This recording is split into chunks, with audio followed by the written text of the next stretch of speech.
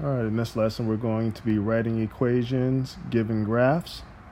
To write a linear equation in slope-intercept form, we need to first identify the y-intercept of the line, and then also the slope of the line.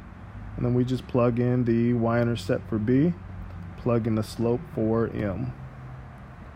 For example, given this graph, we can see that the y-intercept is -2 because it crosses the y-axis at -2.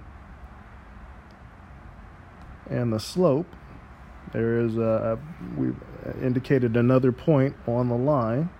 To get from the point on the left to the point on the right, we go down 3 units, and to the right 5 units. So the slope is going to be -3/5. And then we just plug those two values into the slope-intercept form of a linear equation, and we get y equals -3/5x minus 2.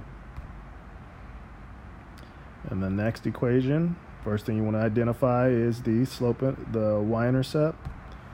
The line crosses the y-axis at -1, so the y-intercept is going to be y-intercept is going to be -1. And then to get from the point on the left to the point on the right, we're going to go up 1 unit and over 3 units.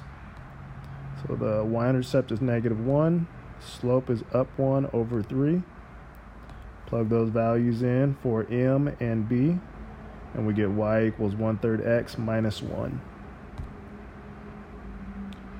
Next example, we've got a vertical line, and so we need to remember that for all vertical lines, the equation is always going to be x equals the value where the line crosses the x-axis. This line crosses the x-axis at 6, I believe. 1, 2, 3, 4, 4, at 6. So we should have x equals the point where the line crosses the x-axis, which is 6. Now we have a horizontal line. All horizontal lines are y equals the value where the line crosses the y-axis. So we should have y equals, and that line crosses the y-axis at -4, so y equals -4.